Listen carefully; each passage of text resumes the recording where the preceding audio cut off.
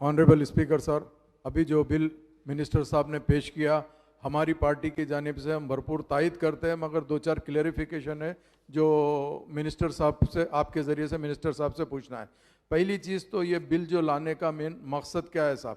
क्या ये housing board अगर कोई प्रॉपर्टी बेचती है तो क्या उसको इनकम टैक्स की नोटिस आ रही है क्या? इसकी भी क्लेरिफिकेशन देना। उस पर्पस के लिए, क्या उस पर्पस के लिए ये अपने को बिल इंट्रोड्यूस करना अगर जरूरी है तो बेशक बहुत अच्छी बात है, करना भी चाहिए सर, बिल्कुल करना चाहिए और हमारी पार्टी भरपूर इसकी तायद करती है सर। एक चीज सेकेंडरी सर, अगर फर्ज करिए सर, फर्ज करिए इसके बारे में भी मिनिस्टर साहब क्लियरिफिकेशन देना सर। और एक अहम बात यह है सर कि हाउसिंग बोर्ड की जो जमीन है सर, जैसा मेरे एरिया के अंदर हाउसिंग बोर्ड की एक जमीन है सर, उस जमीन को मैंने डबल बेडरूम के लिए प्रपोज किया था सर, मगर वो जमीन डबल बेडरूम के लिए नहीं दी गई है सर। तो एक और बात है सर, तो मैंने हाउसिंग बोर्ड के लिए ये माइनॉरिटी रेजिडेंशियल स्कूल्स और कॉलेज के लिए सेम जमीन प्रपोज किया सर। अगर फर्ज करिए आप वो जमीन माइनॉरिटी रेजिडेंशियल स्कूल्स के लिए अगर दे देते हैं सर तो बेहतरीन बात होगी सर। तो मैं इसीलिए आपके जरिए से ये कहना चाहता हूं सर,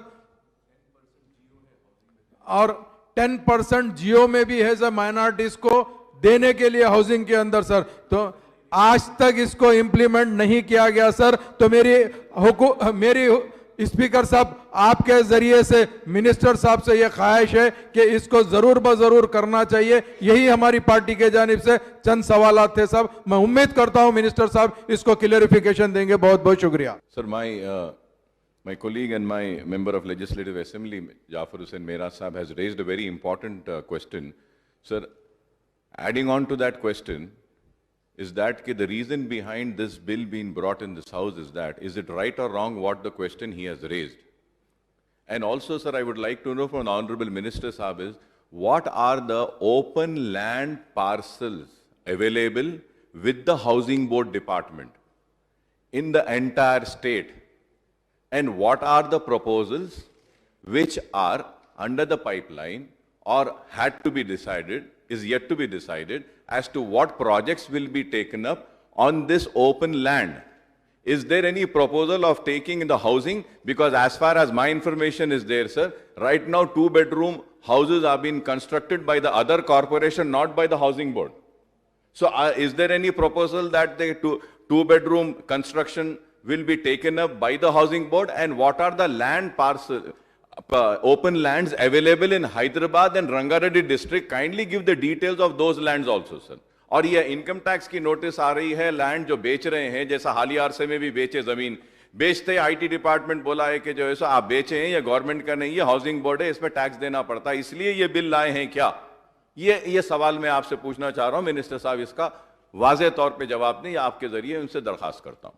मिनिस्टर गाరు అధ్యక్ష, ముందుగా ఈ సవరణలకు అన్ని పక్షాల నాయకులు సమర్థించినందుకు వారికి నా ధన్యవాదాలు.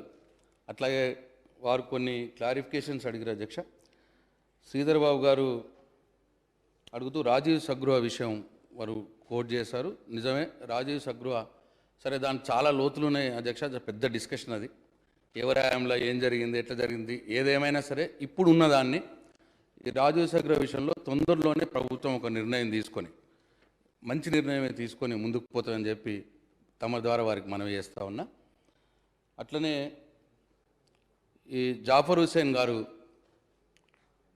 ఈ వారి నియోజకవర్గంలో హౌసింగ్ బోర్డ్ ల్యాండ్ ఉంది, 2-bedroom హౌస్కి ఇవ్వమన్నారు, లేకపోతే మైనారిటీ రెసిడెంట్ స్కూల్కు ఇవ్వమన్నారు. తప్పకుండా పరిశీలించడం జరుగుతుంది. రెండు కూడా మంచి కారణాలకే కాబట్టి ప్రభుత్వం హౌసింగ్ బోర్డ్ ల్యాండ్ అయినా అది ప్రభుత్వం భూమే, ప్రజల భూమే, ప్రజల అవసరానికే ఉపయోగిస్తాం. తప్పకుండా మీరు చెప్పిన దాన్ని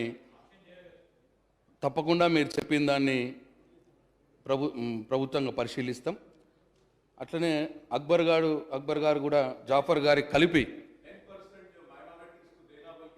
वो भी है 10% सख्त रिजर्वेशन इंप्लीमेंट करेंगे, ऐसा कुछ भी नहीं, ऐसा नहीं है। 10 वो इंस्टीट्यूट का जो है ना, वो जो है वो लोगों को दिए सो है। अब जो भी है वो स्कीम में 10% रिजर्वेशन अर्बन में, रूरल में अलग है। जो भी रिजर्वेशन कहा गया है वो इम्प्लीमेंटेशन करवाएंगे। यस, जो भी जीवो है it has to be implemented, it will implement.